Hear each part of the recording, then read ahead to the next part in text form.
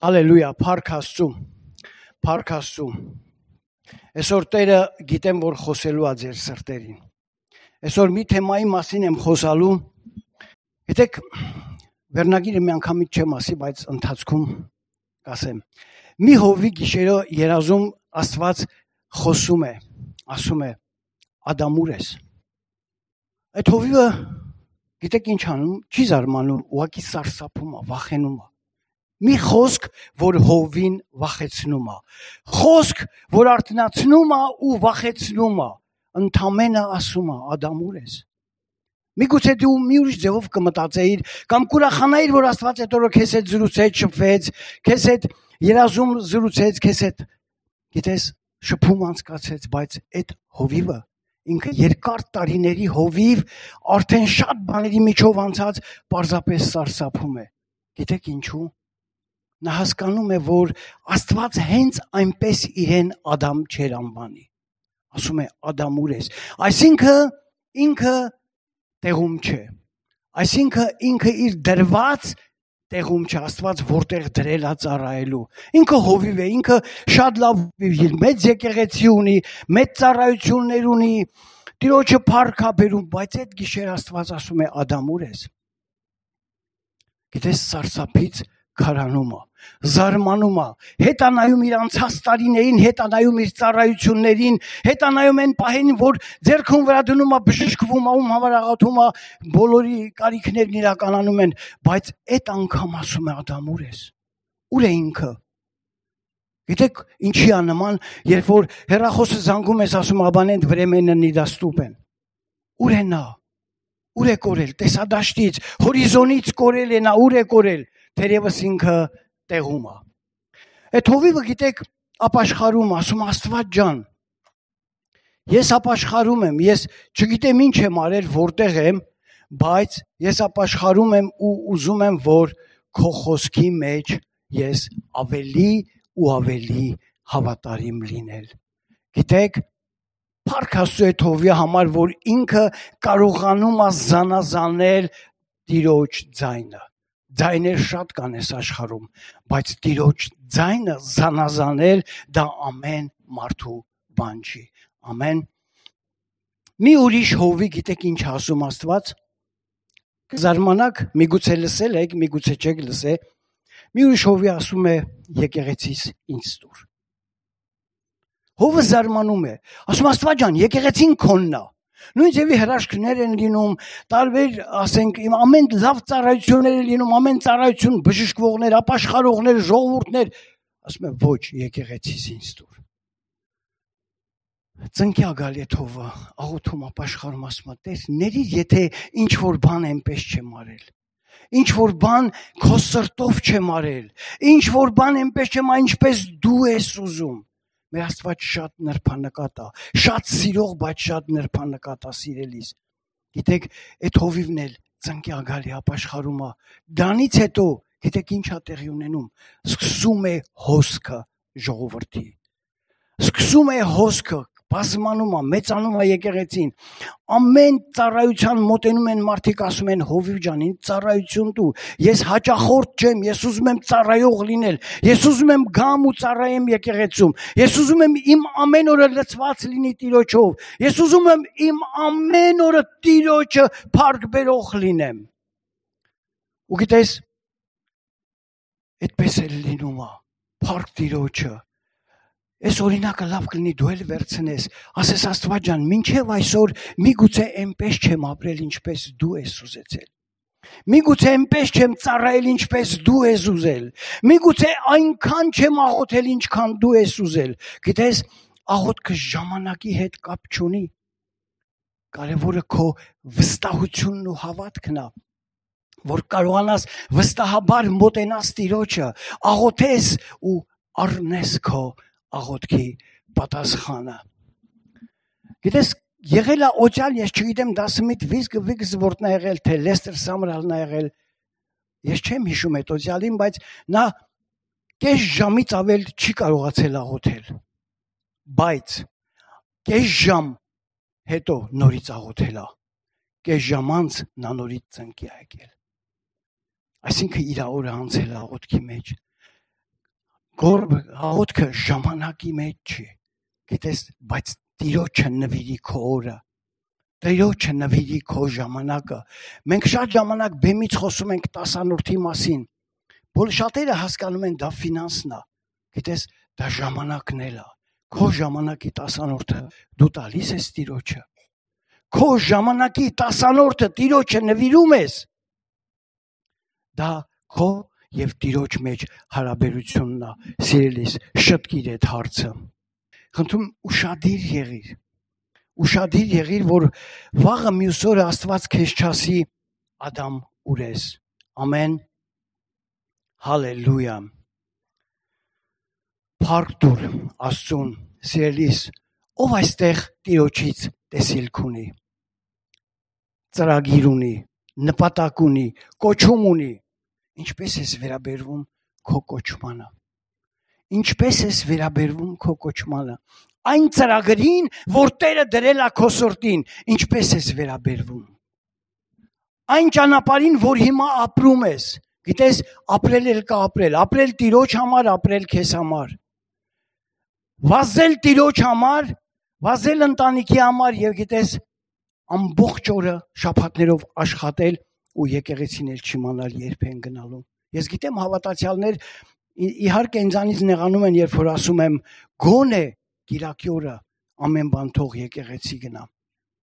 Արդեն խուսափում են ինձ այդ հանդիպումից, որովհետև գիտես վաղը մյուս օրը Աստված գիտեմ ինձանից պահանջելու ասելու այդ անձնավորությունը գիտեիր, որ չի գնում, բայց հանդիպեցիր ու ոչինչ չասեցիր։ Իսկ ես ասեցի։ Սելիս այսօր եթե դու տաշվելու տեղեր ունենաս, տաշվելու ես, բայց խնդրում եմ ինձանից չնեղանաս։ Ով է աղոթել, որ այսօրվա ծառայությունից մի բան առնի։ Այդ խոսքը քեզ համար է։ Ամեն։ Առաջի հերթին ես քարոզում եմ ինձ համար, ապա քեզ համար։ Ապա նորից ինձ համար։ Փառք Աստծո այն անձնավորությունների համար, ովքեր Տիրոջ ձայնը զանազանում են։ Փառք Աստծո նրանց համար։ Ես ուզում եմ կարդամ այսօրվա խոսքի բանալին։ Խնդրում եմ բացիր Աստվածաշունչը, եթե դու բերել ես քեզ հետ։ Այսօր հիմնականում խոսելու եմ Ծննդոց գլխից, Ծննդոց 2-3 գլուխներից հիմնականում։ 2 գլուխ 8-րդ խոսք։ Եվ Եհովա Աստվածը արևելքի կողմը Եդեմի մեջ մի պարտեզ տնկեց եւ իր շինած մարդը դրավ այնտեղ։ Եվ Եհովա Աստվածը բուսեցրեց երկրիցը ամեն ծառերը տեսնելու համար, հաճելի եւ ուտելու քաղցր եւ պարտեզի մեջ տեղը կենաց ծառը։ Այսինքն կենաց ծառը Աստված տնկեց մեջ տեղը ինչի համար, ամենաերևացող տեղը։ Մի ծայրամասում չէ, որ ասեն, այն ծայրամասումը մենք իսկի այն կողմը չենք էլ գնալու, իսկի չենք էլ նայելու, որպեսի ուտենք։ Ամենամեջ տեղն էր։ Աստված տնկեց, Աստված աճեցրեց ամեն մի ծառը։ Այդ պարտեզում, Եդեմի տարածքում գտնվող պարտեզում, գիտեք, այնքան գեղեցիկ էր ամեն բան դասավորված։ Կարող ես ասել ինչու, որտեղ Աստծո ձեռն էր կպել, Աստված ինքն էր դասավորել, Աստված ինքն էր կարգավորել ամեն բան։ Կրկնում եմ 9-րդ խոսք, եւ Եհովա Աստվածը բուսեցեց երկրից ամեն ծառերը տեսնելու, հաճելի եւ ուտելու քաղցր եւ պարտեզի մեջ տեղը կենաց ծառը եւ բարին եւ չարը գիտենալու ծառը։ Եվ մի գետ էր դուրս գալիս Եդեմի պարտեզից ջրելու համար, այսինքն ամեն բան կարգավորված էր, նույնիսկ ջրելու հնարավորությունը կար։ Եվ այնտեղից բաժանվում էր 4 գլուխ էր դառնում։ 15 խոսք։ Եվ Եհովա Աստվածը առավ մարդը դրավ Եդեմի պարտեզումը, որ նրան մշակե ու պահե։ Այս խոսքի վրա ով է ուշադիր եղել, որ նրան մշակե եւ պահե։ Այդ խոսքի մասին այսօր շատ եմ խոսալու սելիս։ Եվ 16-րդ խոսքն ասում է. Եվ Եհովա Աստվածը պատվիրեց մարդին ասելով. պարտեզի ամեն ծառից համարձակ կեր, բայց բարի ու չարի գիտության ծառիցը մի ուտիր, որովհետև նրանից կերած օրդ մահով պիտի մեռնես։ 25 խոսք։ Եվ նրանք երկուսը մերկ էին, Ադամը եւ իր կինը, եւ չէին ամաչում։ Նրանք գիտեն, որ նրանք երկուսով են, ամբողջ պարտեզում։ Կենթանական աշխարհը գիտեին, որովհետև Ադամը ինքն էր անուններ դրել կենթանական աշխարհին։ ամեն մի կենթանու կանչում էր իր անունով։ Առույցին ասում էր առույց արի այսօր քեզ հետ ուզում եմ շոյեմ, շփվեմ, սիրեմ, ինչպես դու տանը քո տան փիսիկներն ես սիրում։ Այդպես նա շփվում էր, սիրում էր, բոլորին գիտեր անուններով, բայց նրանք պետք է ուշադիր լինեին այգու սահմանին, ինչպես Աստված ասել էր, որ սահմաններդ ամուր պահիր։ Ադամը հոգ էր տանում պարտեզի համար։ Ադամը պարտեզի մշակն էր։ Ամենաառաջի մշակն էր։ Ադամը Աստծո ստեղծագործությունն էր, բանականության սկիզբն էր։ Աստված սիրով էր ստեղծել Ադամին, ինչպես այսօր սիրում է քեզ, սիրով է վերաբերվում քեզ հետ, նույնպես Տերը սիրով վերաբերվել էր Ադամին, ամեն բանը ստեղծել էր նրա համար։ Ու Ադամը արդեն գիտեր պարտեզի մեջտեղի ծառի մասին, ու նա զգուշացրել էր, որդիս, պարտեզը մշակիր, սահմաններդ էլ ամուր պահիր։ Իսկ ինչու սահմաններն ամուր պահել, կզարմանար Ադամը, որտեվ 15 խոսքը հենց այնպես չէր նրան ասում։ Եվ Եհովա Աստված առավ մարդը դրավ Եդեմի պարտեզումը, որ նրան մշակե ու պահի։ Ամեն բանից հետո արդեն Աստված սկսեց օրհնել Ադամին։ Ծննդոց 1:28-ն ասում է, եւ Աստված օրհնեց նրանց, եւ Աստված ասեց նրանց. աճեցեք եւ շատացեք, եւ երկիրը լցրեք եւ տիրեցեք նրան, եւ իշխեցեք ծովի ձկների վրա, երկնքի թռչունների վրա եւ սողացող բոլոր կենդանիների վրա։ Իշխանություն տվեց նրանց ամենիցը օգտվելու, ամենին սիրելու եւ ամենից օգտվելու, ուտելու եւ ապրելու համար։ Ամեն Փառք Տիրոջը։ Ու զգուշացել էր արդեն, որովհետեւ քանի անգամ ես ասում եմ, գիտեմ, որ շատ կարեւոր է այսօր դրա մասին խոսելը, որ այդ ծառից հանկարծ չուտես։ Այգին մշակես, տիրություն անես, բայց այդ ծառից հանկարծ չուտես։ Նրանք զարմացել են, միգուցե շրջակայքում օտար մեկը կա։ Ինչու Աստված ասեց սահմանները ամուր պահիր։ Գիտես, երբ որ ուշադիր ես խոսքին, սկսում ես քննել։ Ինչու Աստված ասեց մշակիր այգին եւ սահմաններդ էլ ամուր պահիր։ Մշակելը հասկացանք, բայց սահմանը ամուր պահելը արդեն չհասկացանք։ Խորհում էր Ադամը, մտածում էր այդ մասին։ Ու մի օր էլ այնքան զբաղված էր, որ չէր նկատել, որ իր կինը Եվան շատ հետաքրքրասեր անձնավորություն էր, ուշադրություն դարձնելով, որ ամուսինը զբաղված է, մոտենում է ծառին։ Մոտենում է ծառին ուսումնասիրելու համար։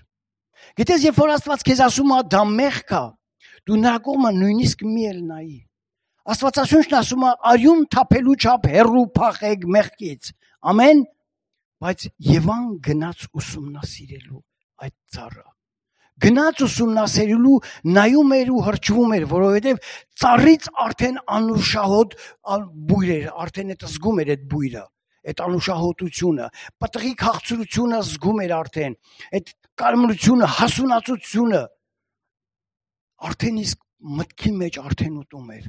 Ու հենց այդ պահին ինչ տեղի ունեցավ, մի ձայն լսեց։ Ու զարմացավ, այգում միթե էլի մարդ կա։ Ուրեմն դրա համար էր մեր պապան ասել, որ սահմանները ամուր պահել։ Ուրեմն Ադամը մոռացել էր սահմանը դուռը փակ պահելու։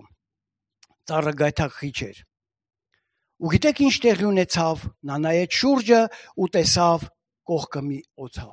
գալարված օձ, որը խոսում էր մարդկային լեզվով, որը խոսում էր իր հասկացած լեզվով։ Գիտեք, երբ որ դու արյուն թափելու չափ հեռու կենաս մեղքից, բաց դուռ չես թողնի։ Ադամը դուռը բաց էր թողել։ Խոսքն ասում է, որ մեր կյանքում, մեր ընտանիքներում բաց դուռ չթողնենք։ Եթե ուզում ես բաց դրան մասին ավելի իմանալ, այսօր կկարդաս Հռոմեացիս 5-րդ գլուխը։ Այնտեղ դրա մասին գրված է։ 12-րդ խոսքից սկսված մինչև վերջ կկարդաս։ Ադամը դուռը բաց էր թողել։ Սենց մի հատ առակ կա, միգուցե դուք լսել եք։ Մի մարդ տուն էր վաճառում։ Ու տունը շատ էժան էր վաճառում, ինչի, որովհետև ինքը դրա մեջ բան ունեն անելու։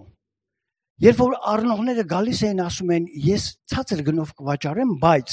մի պայման ունեմ քեզ հետ կապելու։ Այդ տան պատին մի մեղ եմ խփելու, այդ մեղ իմ սեփականությունն է լինելու։ Միգուցե դուք լսել եք այս պատմությունը, սա շատ հին առակ է։ Այդ մեղը իմ սեփականությունն է լինելու եւ ինչ ուզեմ այդ մեղից կկախեմ, դուք իրավունք չունեք ձեր տալու։ Շատ առնողներ չէին առնում, որովհետեւ չէին ուզում իրանց խաղ անդորը խանգարեին, բայց մի հոգի համաձայնվեց, որովհետեւ 10 անգամ էժան էր վաճառում։ Պայմանը կնքում են, այդ մարդը մեղը խփում գնում է, մի քանի օր անցնում է, բերում իր կոստյում կախում նորից գնում է։ Նրանք իրավունք չունեին արգելել, որովհետեւ մեղը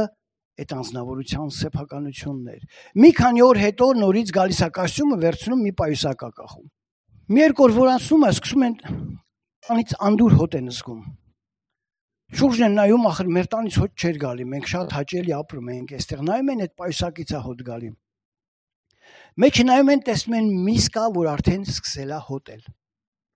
Մի երկու օր որ անցնում է, արդեն հոտից չեն կարող դիմանալ։ Նրանք իրավունք չունեին այդ պայուսակը դուրս գցելու։ Գիտես, երբ որ արդեն անտանելի է դառնում հոտի միջոցով, հոտի մեջ ապրելը, նրանք տունը թողնում դուրս են գալի։ Երբ որ դուրս են գալի, այդ նախկին վաճառողը գալիս ներս է մտնում ու սկսում ապրել։ Գիտես,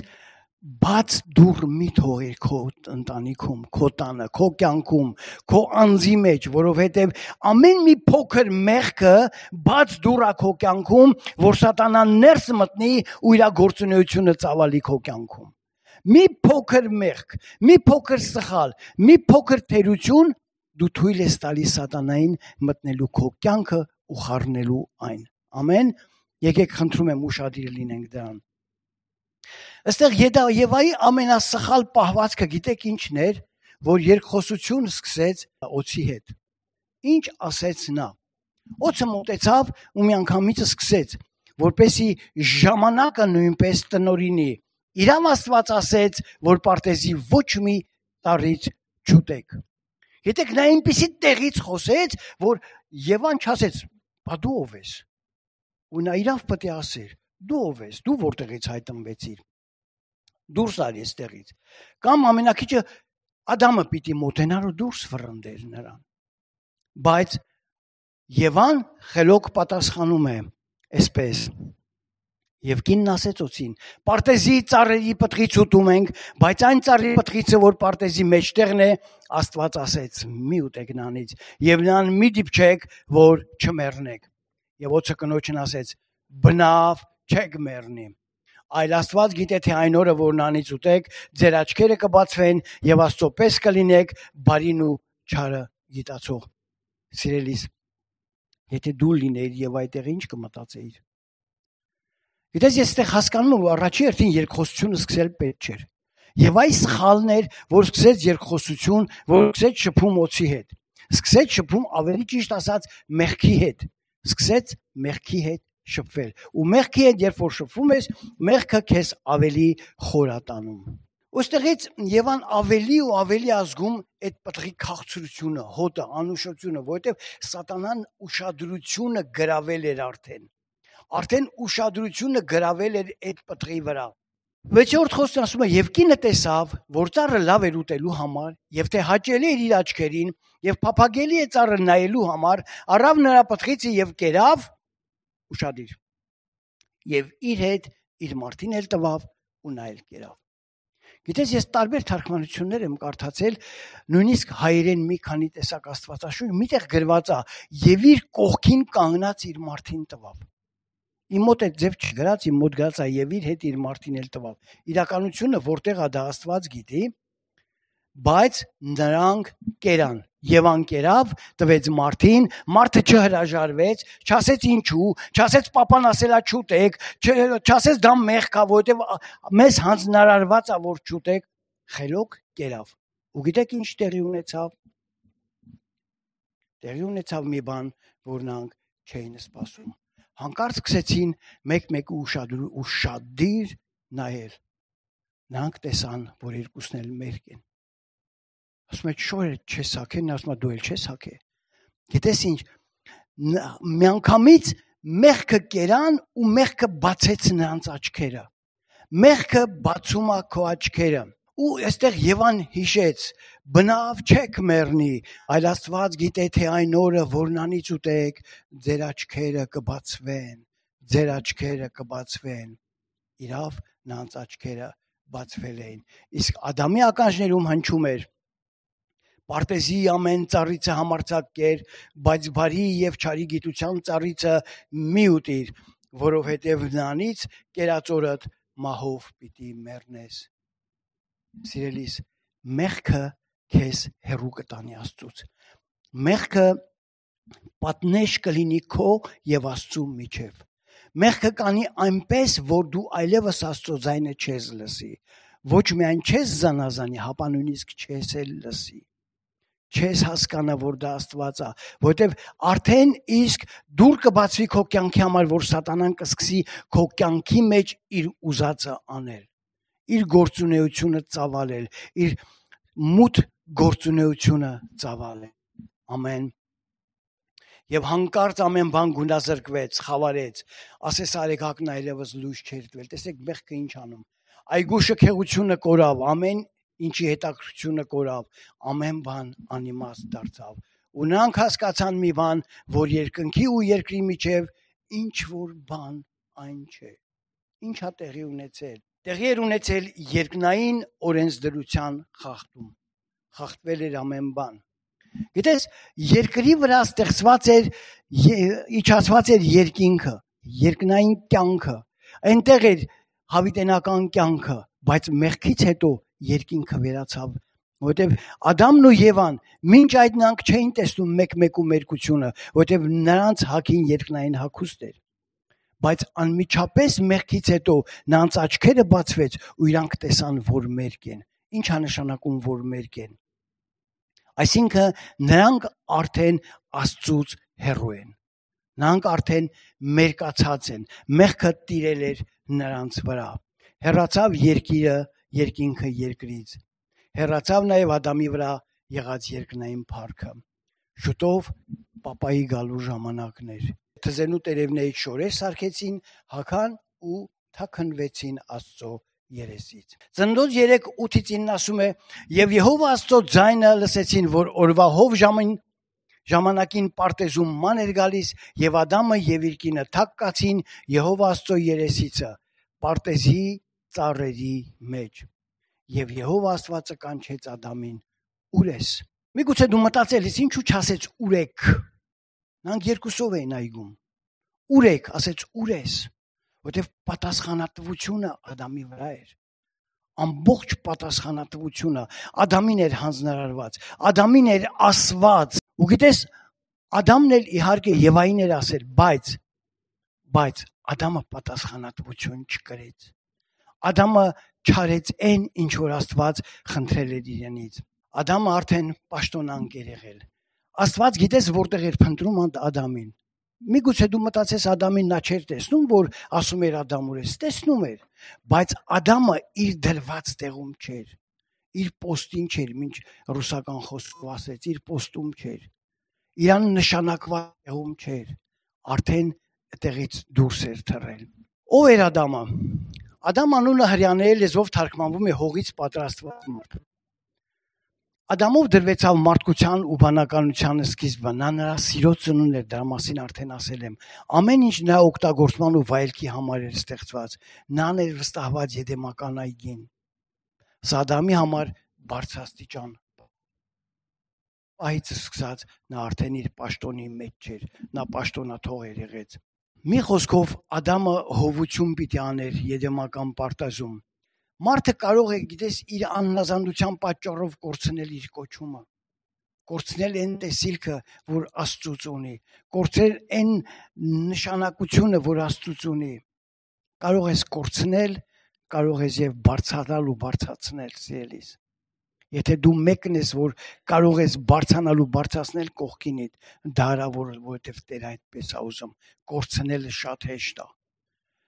Եթե դու լեռներ ես բարձրանում հոգևոր, երբեք մի կանգ առնի հետ նայելու համար, հանգստանալու համար,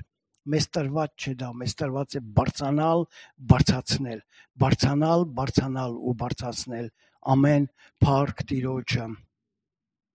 փառք Աստծու, Աստծո նպատակը ո՞րն էր Ադամի համար, որ Ադամը որոշման մարդ լինի։ Ադամին տվել էր Աստված ծրագիր, նպատակ, կարգավիճակ, որը նույնպես մեզ համար է, մեզ ատրված է ամենը։ Նա իշխան էր ու տեր էր երկրի վրա։ Այդ նույն երեկո Աստված կարոտը սրտում եկել էր զբոսնելու երկրային երեխաների հետ։ Գիտես, ամեն անգամ Ադամն ու Եվան ցնծությամբ էին դիմավորում իրենց պապային, շփվում, զրուցում, հետը հարցեր էին տալիս, բայց այս անգամ թաքնվել էին։ Ինչու էին թաքնվել։ Նա ասում է, Ադամ ուր ես, իսկ նրանք սարսափում էին, վախից դուրս չէին գալի, մտածում էին, հիմա չգիտես ինչ կան իրանց պապան իրանց։ Բայց սիրելի եկեղեցի, այսօր այս խոսքը ինձ ու քեզ է վերաբերվում։ Ես ու դու ենք Ադամը։ Ուր ենք մենք, արդյոք տարածքում ենք, արդյոք անհասանելի ենք Աստծուն, թե հասանելի ենք Աստծուն։ Արդյոք դու այնտեղ ես, որտեղ դրել է քեզ Աստված։ Ես խնդրում եմ, քննիր ինքդ քեզ։ Քննիր այս պահին ինքդ քեզ։ Դու այնտեղ ես, որտեղ դրել է քեզ Աստված։ Դու այն ծրագրի մեջ ես, որտեղ դրել է քեզ Աստված։ Դու այն ծրագիրը իրականացնողն ես, որ Աստված ստեղծել է քեզ համար։ Գիտես, այն ծրագիրը, որ դու ունես Աստծուց, դա ոչ մեկինը չէ։ Դա ոչ մեկը չի կարող իրականացնել, ոչ քո կողքինը, ոչ ես, ոչ հովիվը։ Գիտես, դա քոնն է։ Մինչև կյանքիդ վերջը դրած է քո վրա, այդ ծրագիրի իրականացնողը դու ես։ Ամեն։ Փառք Տիրոջը։ Մի այսպիսի օրինակ կա։ Դեռ կոմունիստական ժամանակներում, այսօր է Չինաստան Ռուսաստանի հետ շատ մոտիկ։ Այն ժամանակ համար 1 թշնամին էր կոմունիստական կուսակցության, սովետական միության։ Աստված մի հավատացյալ մոտենում ասում, Աստված ջան, ինչ ես ուզում որ անեմ քեզ, ուր ուզես կգնամ, ուր ուղարկես կգնամ։ Ասում ես ուղարկում եմ քեզ Չինաստան ծառայելու, բարձրացնելու, եկեղեցի ստեղծելու։ Դա գիտեք շատ վտանգավոր էր։ Ամենաառաջին սպանությունը իրան կլիներ։ Վախից միաժամանակ եկեղեցի չի գալի։ Ասում ես գնամ, էլ հետ չեմ գա, ինձ կսպանեն։ Անցակենում տարիներ ինքը նորից բարձանում է հոգևոր, աճում է ու մի օր նորից ասում Աստված ջան,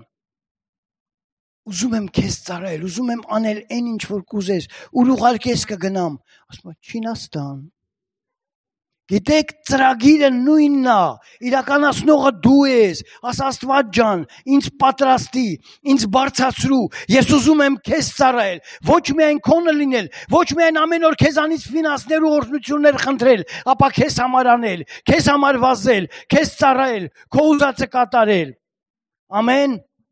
Դու կոչում ունես Տիրոջից, դու բարձրացիչյան պաշտոնի մեջ ես, Աստված քեզ բարձրացիչյան պաշտոնի մեջ ադրել, այն որ ուրիշի չունի, այն որ աշխարհը չունի, այն կոչումը քոնն է, այն կոչումը քո վրա է, այդ տեսիլքը քոնն է, դու ես իրականացնողը, ամեն։ Սիրելի ավակ, սիրելի ծառայող, քեզ եմ դիմում ու խնդրում, որ դու մի պահ խորես, արդյոք դու քո կոչման մեջ ես։ Դու քո կոչման մեջ ես, ես մի բաներ կա որ կրկնում եմ։ Աշխարհի խոսքը հայկական ասում է կրկնությունը գիտության մայրն է։ Կրկնում եմ, որպեսզի այսօր դու մտահոգվես քեզ համար։ Գիտես, մենք չգիտենք վաղը որտեղ ենք մեր աչքերը բացելու, որտեղ ենք բացելու, կամ կես ժամ հետո ինչ է լինելու։ Այսօր Տիրոջ ապահովության մեջ ենք, այսօր Տիրոջ ձեռքը մեզ վրա է։ Բայց վաղը ինչ է լինելու, քնելու ենք առավոտ որտեղ ենք արթնանալու։ Մի կորցնի քո կոչումը։ Մի կորցնի քո կոչումը։ Գիտես, մի փոքր սխալը կարող է, գիտես, քեզ կոչումից գցել։ Հալելույա։ Գիտես, Պետրոս էր, բայց մեկ Սիմոն էր դառնում։ Դուք հիշում եք, որ Աստված Պետրոսին մեկ Սիմոն էր անվանում։ Միգուցե զարմացել եք, միգուցե չէ։ Սիմոն նշանակվում է տատանվող, երբ որ տատանվում ես։ Երբ որ քո տեղում ես, Աստված քեզ Պետրոս է անվանում։ Երբ որ տեղից ընկնում ես, քո պոստից ընկնում ես, Աստված նրան Սիմոն էր անվանում։ Սիմոն, սիրում ես ինձ, հարցրեց նա։ Գիտես, ուր ես դու։ Դու սիրում ես Տիրոջը։ Դու սիրում ես Տիրոջը։ Ասա Տեր, ես ուզում եմ քո կամքը կատարողը լինել։ Ամեն, հալելույա։ Գիտես, կարող ես ընկնել, բայց կարող ես բարձրանալ։ Ես շատ եմ ընկել, Տերը բարձրացրել է ինձ։ Դա քեզ հետ էլ կարող է եղած լինի։ Եթե մի բանի մեջ ընկել ես, մի մտահոգվի, Տերն է բարձրացնողը, Տերն է պատիվանողը։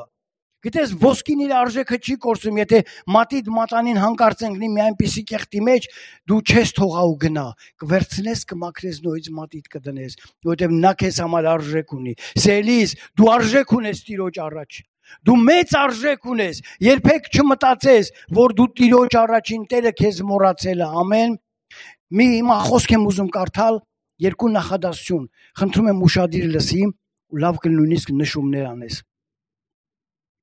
Առանց խոսքը կարդալու երբեք մի պարկիր քնելու։ Հիշիր, սա շատ կարևոր է։ Եվ երկրորդը, առանց աղոթելու ոչ մեկի հետ մի շփվի, բառ անգամ մի փոխանակի։ Սա շատ կարևոր է։ Մենք ընտանեկան մեծ սովորություն ենք դարձել արդեն երկար տարիներ։ Առավոտյան աչքներս բացում կարդում ենք, աղոթում ենք ու սկսվում է մեզ համար կյանքը։ Ում հետ ուզենք դրանից հետո կշփվենք, կզանգենք, զանգերի կպատասխանենք, բայց գիտես ինչ, առանց կարդալու, ես չեմ ասում, որ առավոտ շուտ, դու միգուցե չես կարողանում առավոտ շուտ կարդալ, բայց առանց կարդալու այդ օրը մի պարկի քնելու։ Առանց աղոթելու ոչ մեկի հետ մի շփվի, աչքերդ բացում ես, քեզ ստեղծող Տիրոջն ասա, փառք քեզ Տեր, որ այսօր նորից կյանք ունեմ, այսօր բացեցիր իմ աչքերը, որ այսօր նորից կարող եմ քեզ փառաբանող լինել։ Գիտես, շատերի ժամանակը սերիալներն են տանում։ Շատերի ժամանակը, գիտես, շատ լավ քրիստոնյաներ սերիալ երբեք չեն նայում։ Եթե դու նայում ես, հետ դարձիր դրանից։ Նա տանում է քեզանից բավականին ժամանակ։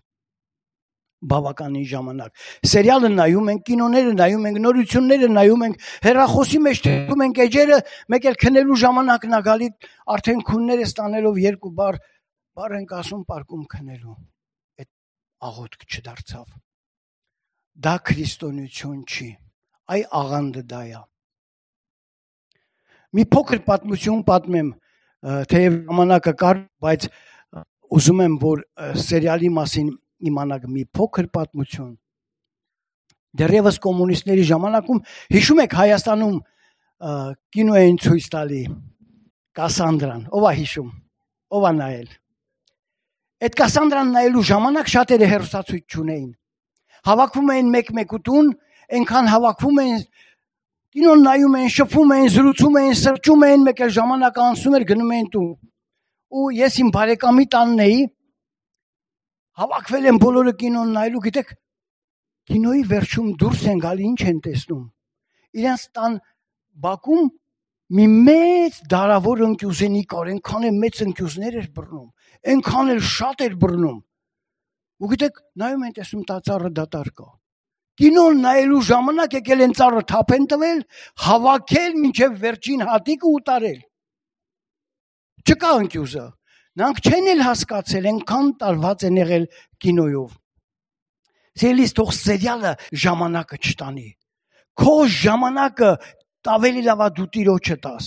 Ավելի շատ ժամանակ անցկացրու քո ներքին սենյակումը, քան թե հեռուստացույցի առջև։ Հեռախոսը բոլորիս համար է, հեռուստացույցը բոլորիս համար է, գիտեք, բայց ամեն ինչ կարելի է ճիշտ օգտագործել։ Ամեն, հալելույա, հալելույա։ Ձերս մի օր Աստված քեզ կհոգնի ու քեզ Ադամ ասելուց, գիտես, կասի ուր ես,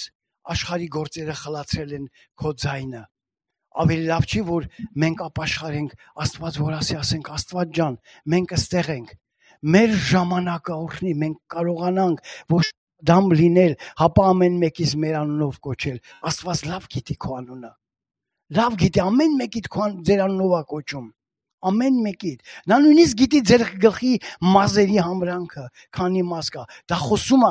նրա սիրուց։ Դա խոսում է Տիրոջ սիրուց։ Երբ որ քունը տանում է, չես էլ կարողանում աղոթել, ասում ես, սերիալը նայեցինք, այս ամեն ինչը տեսանք, բայց աղոթելու ժամանակ Աստված ասում է, այդպես մի ժամ էլ չկարողացաք ինձ այդ աղոթք անելու։ Գիտես, երբ որ Տիրոջը նվիրես քո ժամանակը, Տերն էլ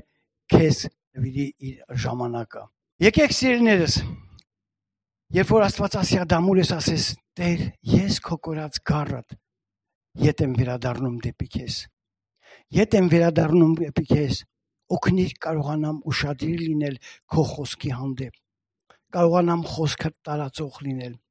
Ով կարա ինձ հիշացնի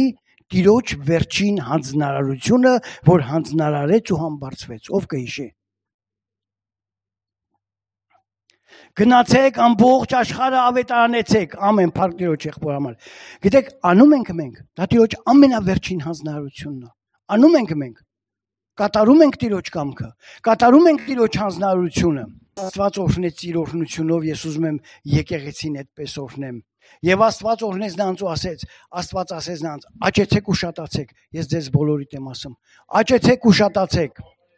Լցրեք երկիրը եւ տիրեցեք նրան եւ իշխեցեք ծովի ձկների, երկնքի թռչունների վրա, երկրի վրա սողացող բոլոր կենդանների վրա։ Դուք թարգմանեք ձեզ համար այս նախադասությունը, թե դրանք ինչ են նշանակում ձեր կյանքում։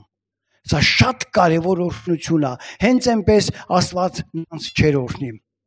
Սիրելիս, եթե Աստծո խոսքը քո սրտում ապրի, դու երբեք չես մոռանա նրա պատվիրանքներից ոչ մեկը։